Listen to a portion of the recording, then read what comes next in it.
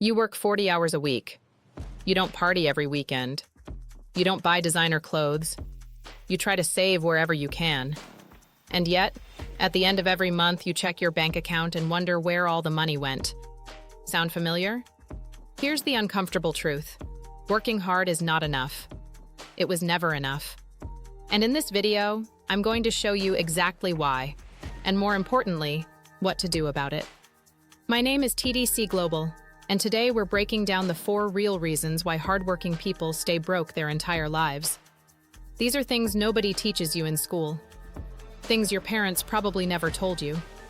But once you understand them, everything changes. Let's get into it. Reason number 1, you are trading time for money instead of building assets. Think about how you currently make money. You go to work, you spend hours there, you get paid, you go home, then you do it all over again the next day. Now here's the question nobody asks. What happens to your income if you stop showing up? It disappears. Immediately. This is called active income.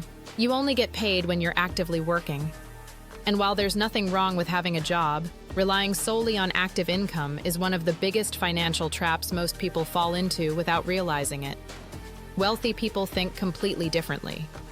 They don't just work for money, they build things that work for them. A rental property that collects rent every month whether they're awake or asleep. A business that generates revenue without requiring its constant presence. An investment portfolio that grows quietly in the background while they live their life. Robert Kiyosaki, author of Rich Dad, Poor Dad, calls this the difference between the rat race and financial freedom. In the rat race, you work, you get paid, you spend, you work again. There is no exit. But when you start building assets, things that put money in your pocket without your direct involvement, you create a way out. Now, I'm not saying quit your job tomorrow. What I'm saying is this. While you have your job, use it as a launching pad. Use that income to build something that will eventually pay you back. A YouTube channel, an online business, an investment account, even a small side hustle that can grow over time. The goal is simple. Create income streams that don't require you to be present 24 hours a day, 7 days a week. Reason number 2, you save money, but you never invest it. Let me ask you something. Where is your savings right now? If your answer is a bank savings account, I have some bad news for you. Inflation. That one word is quietly destroying your wealth every single year. Here's how it works. Inflation means that over time, the same amount of money buys you less and less. In most countries, inflation runs at around 3 to 4% per year. That means if you have $10,000 sitting in a savings account earning 1% interest, you are effectively losing 2 to 3% of your purchasing power every single year. You're not saving money. You're slowly losing it. And the scary part is, your bank balance looks exactly the same, so you don't even notice. This is what wealthy people understand that most people don't. Money is not meant to sit still. Money is meant to move, to grow, to compound over time. Warren Buffett, one of the richest people in human history, started investing at age 11. He has said many times that the most powerful force in the universe is compound interest. When your money earns returns, and those returns earn more returns, and those returns earn even more returns, over decades, the numbers become almost unbelievable. If you invest $200 every month starting at age 25, at an average annual return of 8%, by the time you're 65, you will have over $700,000 from just $200 a month. But if you wait until you're 35 to start, that number drops to around $300,000. You lose more than half just by waiting 10 years. The best time to start investing was yesterday. The second best time is today. You don't need a lot of money. You just need to start. Reason number 3, you have a scarcity mindset and you don't even realize it. This is the one most people skip over. Because it's not about math or strategy. It's about psychology. And psychology is where most financial battles are won or lost. A scarcity mindset is a way of seeing the world through the lens of not enough. Not enough money, not enough opportunity, not enough time. People with a scarcity mindset believe that wealth is limited, that if someone else is winning, it means less for them. This mindset shows up in subtle ways. It sounds like, I could never afford that. Rich people are just lucky. Money doesn't grow on trees. I'll start investing when I have more money. That's just how life is.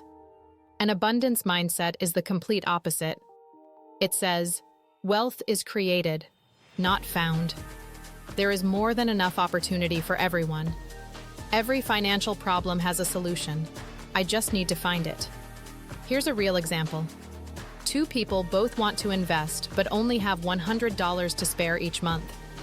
The scarcity mindset says, $100 is nothing. It's not worth it. Why bother? So they spend it instead.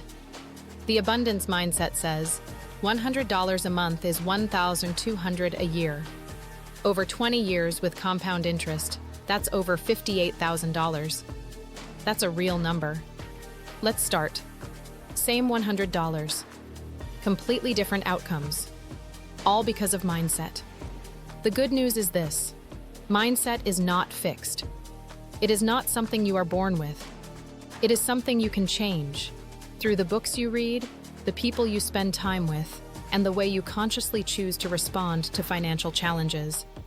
Reason number 4, you are not building a network or investing in your knowledge. There is a saying that has been repeated by some of the most successful people in the world. Your network is your net worth. This is not just a motivational quote.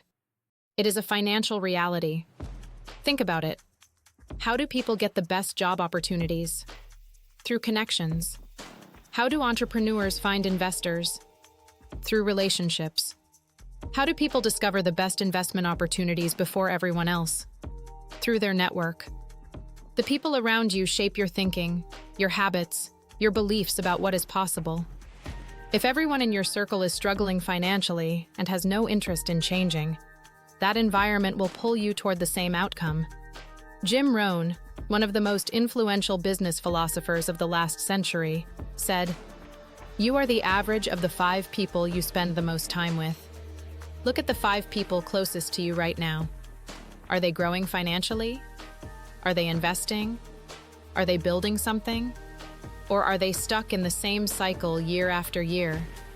And beyond your network, there is the question of knowledge. The most successful investors, entrepreneurs, and business leaders in the world are obsessed with learning. Warren Buffett reads 500 pages every single day. Bill Gates reads 50 books a year. Elon Musk taught himself rocket science from textbooks. You don't need to read 500 pages a day, but 15 minutes of focused reading on personal finance, investing, or business every single morning. That adds up to over 90 hours of learning per year. That is the equivalent of multiple college courses. For free. The gap between where you are and where you want to be financially is almost always a knowledge gap or a network gap. Sometimes both. So here is what you need to do right now. Not tomorrow, not next month, right now. Step 1. Identify one asset you can start building today. It doesn't have to be big. A small investment account, a side hustle, a digital product. Just one thing that can eventually pay you without requiring all of your time. Step 2. Open an investment account and put something in it this week. Even $10, even $5. The amount matters less than the habit. Start the habit now. Step 3. Audit your mindset. Pay attention to the things you say to yourself about money. Every time you catch yourself saying, "I can't afford that," replace it with, "How can I afford that?" It sounds small. It changes everything. Step 4. Upgrade your environment. Find one book on personal finance and commit to reading it this month. Find one community, online or offline, of people who are working toward financial growth. The conversations you have will change the decisions you make. The path to financial freedom is not a mystery. It is not reserved for lucky people or people born into wealth. It is a series of decisions, repeated consistently over time, by people who decided to play by different rules. You now know the rules. The only question is, what are you going to do with that knowledge?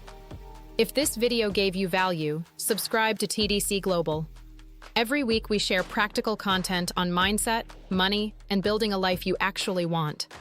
Leave a comment below telling me which of these 4 reasons resonated with you the most. I read every single one. See you in the next video.